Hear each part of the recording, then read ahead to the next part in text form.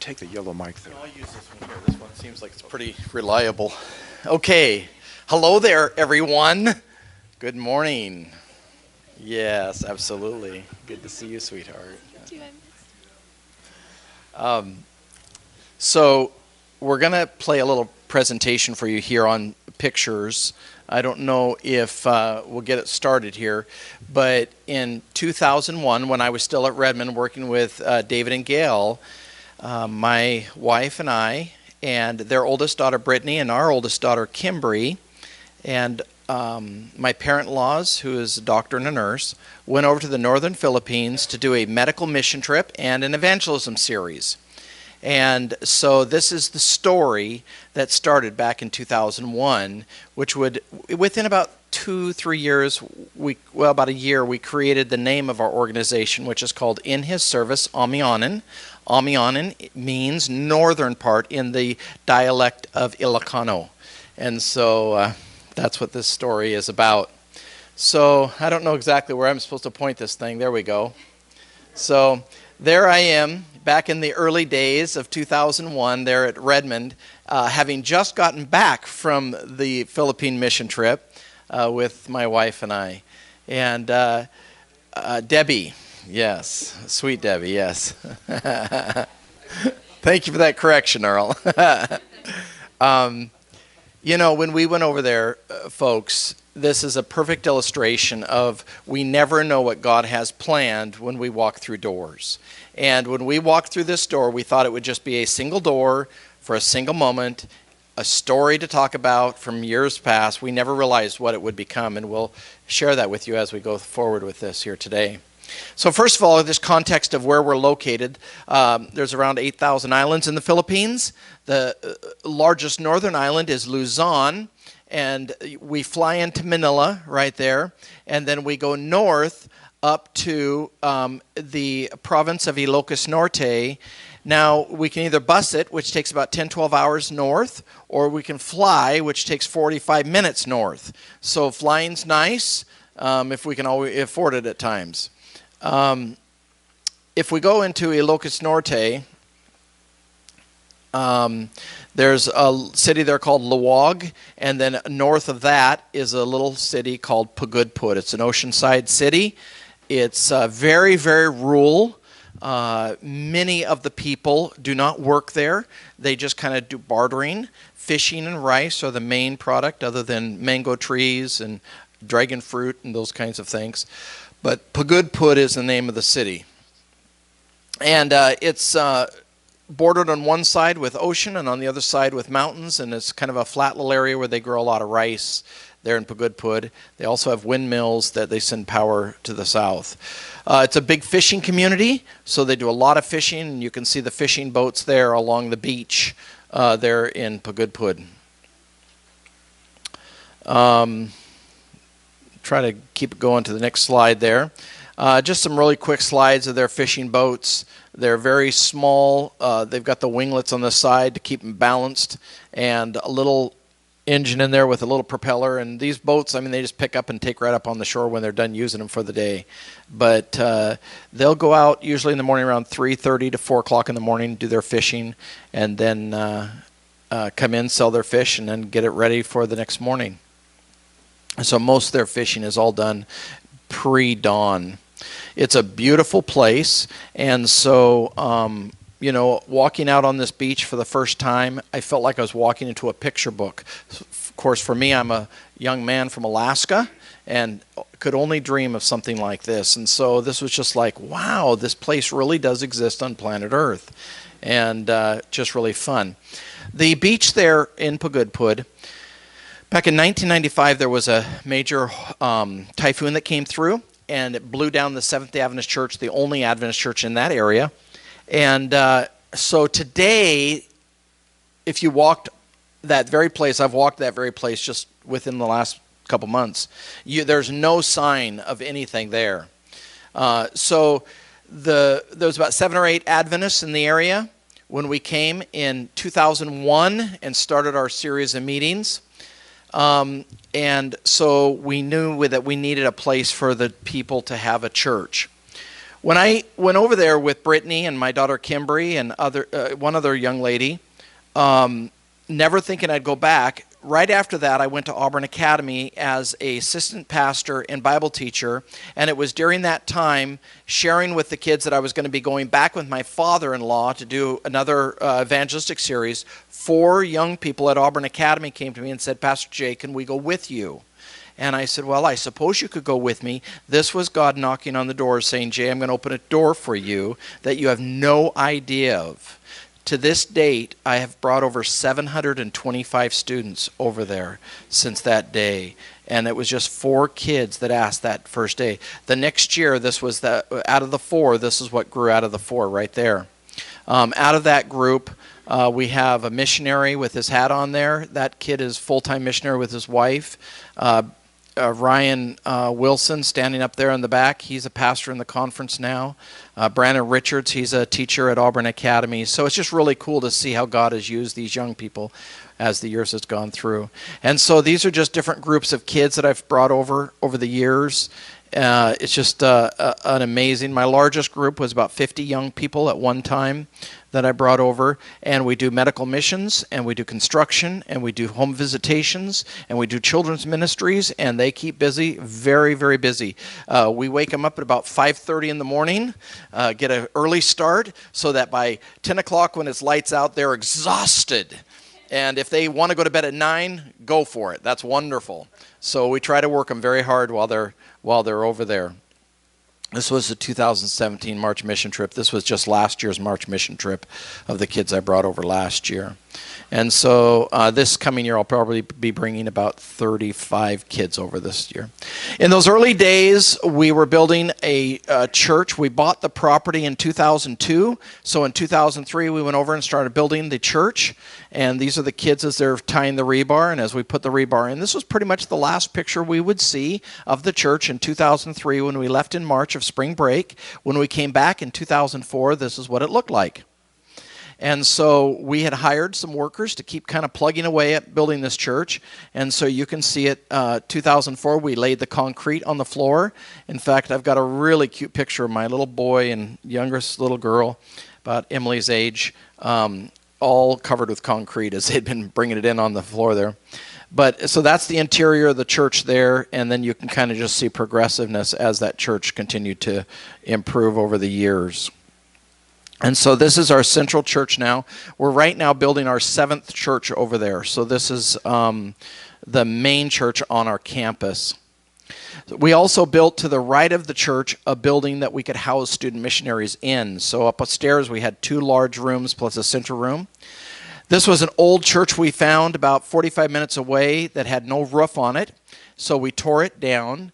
And we built this church for Mullingai SDA Church, and I think it should work here. There it is. So that's the church that we replaced it with right there. And so we have a congregation out there at the Mullingai Church. There I am after one of our Sabbath sermons. We built another church up in the mountains. That was an all-wood church called the Adams SDA Church, and one in Dewalai. Had a lot of baptisms over the years, and it's really fun to be able to go back each year. I usually go now 3 to 4 times a year. I've actually, the longest I've ever stayed in the Philippines is 4 weeks. The shortest I've ever stayed is 1 day. But the compilation of all my time over there is a little over 2 years and about 2 months that I've stayed over there now. So I've made a lot of trips over there, and it's just been a real blessing to be a part of the ministry in that place. The medical clinics have been our main entry into the community. And so we put up outposts of medical clinics and service about 200 people a day when we have these medical clinics. We had a small room, no larger than a size of probably the size of these 2 pews right here. And my father-in-law, who was a physician at the time, probably saw well over, probably 2,000, 3,000 patients in that little clinic. Anyway, so we decided in 2005 we were going to buy this piece of property right next door to us, and eventually it would become our medical clinic. So these are just pictures of that medical clinic going up much faster than reality. These are years. These are not seconds. but just shows, as God blessed, as individuals gave, as mission trips raised money, we were able to build a 3-story medical clinic. So today we have an emergency room and an outpatient department there on a clinic. These are just some early pictures of the interior of the finished work of the clinic that we have there. I like this picture. It just shows our lobby, and it shows the transition of our lobby through the years as we begin to put it together. Right now we're seeing a little over 1,200 patients a month. We have a staff of 26 Filipino medical personnel that work there. And then we have college kids that go over there, and they stay a full 8 months serving and building up time in the medical clinic. And so they work in the laboratory, the x-ray department, the emergency room, the pharmacy, all with the medical professionals. Then they leave with a certificate of medical kind of like a scribe in a sense with the personnel. So this is our campus as it looks pretty much today. And it's a very, very important hub now inside of this community. Let's see here. This is our staff as it was about 2 years ago. We've grown since this picture was taken. The young lady, let's see, in the front, 3 in, her name is April Filugna. I met her my first year I was there when she was 8 years old, and her family have become very, very close friends of ours. And this little lady right here, yep, 3rd one in. And April her title is our host. In his service, I'm on host. So she takes care of my American kids that come over there. She takes care of all my in-country travel and connecting with the people when they come over. So I can run mission trips now. I can take a dozen, 12, 20 people over there without ever going, and she takes care of them as if I were there. And she's done she's grown up doing mission trips with Americans. And she speaks such good English that most people think that she was raised in America because she was raised always around the American kids. So just an amazing young lady. She's got a degree in teaching, and so we hired her as our host, and she just does a brilliant job. Just really proud of that young lady. Let's see here.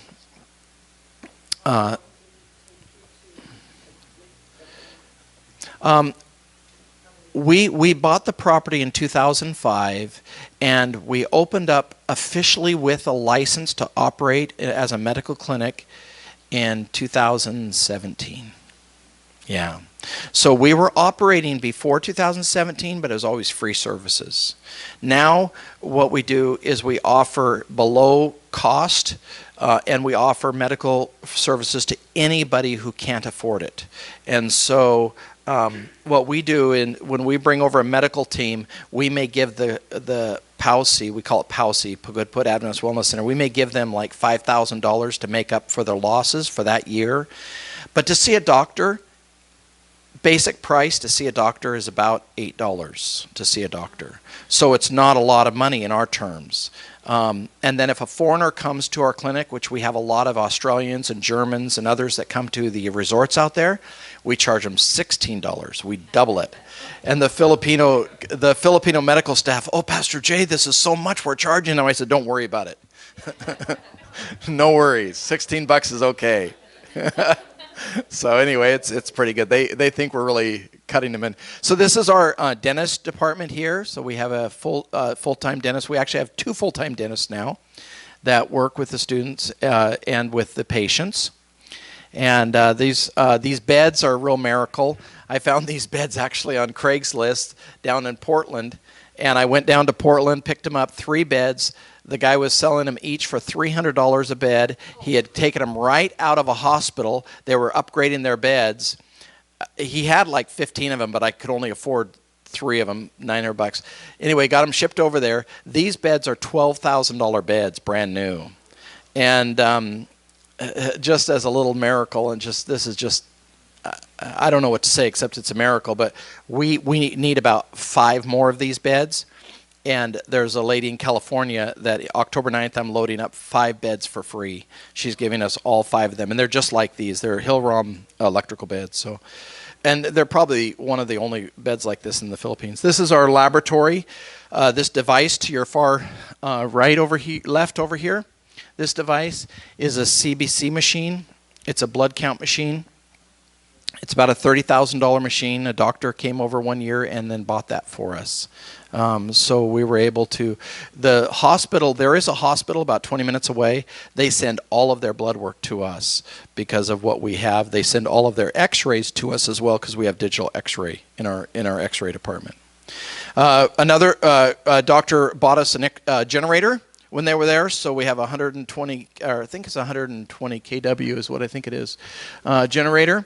So when we lose power, and we do a lot, sometimes for a whole month when a typhoon comes through, we have power during the whole time, and we open up the church then, and the church pews become the beds for the community. And so we will have sometimes up to 200 people staying in the church during a typhoon, and we become kind of the place where people can stay when disaster hits. These are some pictures of my kids from last year. And the church there at Goodpud, having a great worship service. Some medical missions, kids working at the mission clinic out in the Baranggays. 2 of my kids there. There's my beautiful wife and her dad, Dr. Donald Mitzelfelt. And some more of my kids as we just have such a great time. The kids, when we go out to the medical missions, they have to dress up in their scrubs and be professional. And so it's just a great experience for the young people. Quick miracle. A year and a half ago, as we looked at the increase of our, as we were increasing in our people coming to our mission, we recognized that within 3 years we were going to be maxed out. And right now at 1,200, we could probably take about 2,500 people a month, and then we're going to be maxed out. We can't take anymore. And so we knew we need a hospital. We can't do surgery here either, and we need to do surgery. So we started saying, okay, Lord, do you want us to build a full hospital? And if so, where? So I actually made 2 trips over there doing nothing but looking for property. And eventually we found a piece of property. We called up an engineer in Manila who is an Adventist who has built 2 hospitals in the Philippines. We had him come up, look at this piece of property. He sat down and spent half a day with us telling us all the reasons why it's difficult to buy property in the Philippines. There are a lot of hoops to walk through, lots and lots of hoops. In fact, if a property has been in a family for 3 generations, it cannot be sold. It's totally cannot be sold. So you have to investigate, a lot of paperwork. So anyway, we said, well, this is the piece we want. It's on a hill. It overlooks the ocean. It's about 14 acres of property. It's not, if there's a tsunami, it's not going to be interrupted. It's on a main road. I mean, there's lots of positives to it, and it's the right price. In town right now, well, when we bought the church property, we paid 300 pesos per square meter. When we bought the property for the clinic that now sits on, we paid 700 per square meter. Now property is about 4,000 per square meter. So this piece here is 300 pesos per square meter. It's only about 6 miles from our clinic. So it's not far at all. So price-wise, it's the right price for us. So anyway, we started doing the investigation. We did a land study, geo-land study stuff, and we did all these things for the last year and a half. And everything clicked off. Everything went through. And so this last time when we were over there, actually, yeah, it was 2 times ago when I was over there, this engineer came to us and said this. He said, listen, the property looks like it fits all the categories. Now I need to tell you what God is doing. I was at a convention in South Korea with Asian engineers. And I was sitting at a table with a group of Korean engineers, and they were telling me how they pay to build hospitals in third world countries. And they looked at me, and I've known these men for many years. They looked at me and they said, we want to pay to build a hospital in the Philippines. Would you be the engineer, and do you know a property that we could build it on? And the guy said, I know just the place, and I know the people who will run it. And they said, okay, we'll transfer $6 million into an account. So this last time we were over there, we did the final contract for the property. We have to raise $350,000 for the property. Once the property is purchased, they will then turn on the money. They've transferred the money into an account in the Philippines. The property will be owned by the Northern Luzon Mission, the conference over there. And the Americans will have a lot of the doctors here in America will have a lot of the say on kind of what's happening and what we want to see for the hospital. And then it's a place where I can bring college kids over for many years to come to be a part of baby births and surgeries and all these things that we would otherwise not have available here in America. So that's just an ongoing miracle that's happening actually right now. It's just very, very exciting. I just got word yesterday of a donation of $50,000 to that 350. So that was very, very exciting to hear that God is supplying our needs. These are two doctors that have been over there, and I think, yeah, this young man right here, he's over there right now for 8 months.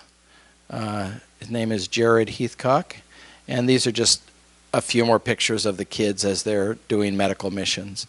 The kids love being over there. I generally have kids doing 2-3 times coming back, and then if they, you know what that was? Standing there, say what I appreciate about you. Yeah. There's this picture I wanted to show you here. This is Matthew Johnson at his baptism that we had this last March. And, you know, the enemy is working overtime for our kids here in this country, trying to destroy their view of God's love in their life. And so we want to pray for our kids. And I just look at these opportunities the kids have to come on these medical mission trips, gives them an opportunity to pause and to see a good God and what he wants to do in their life. And I pray for Matthew and many of the kids as they've had opportunity to connect with God in a really special way while over there. I have an outdoor baptism right there by the pavilion. So anyway, I just want to share that. That's really one of the biggest passions of my life. It connects really well with my work at Auburn Academy. I'm Vice Principal of Growth and Development at the Academy. I work with growing the school as well as funding and developing educational opportunities for kids at the school. And one of them I feel is extremely important is doing medical mission trips. And so that's what I do. And every year we have that blessing. And so thank you for listening, kids.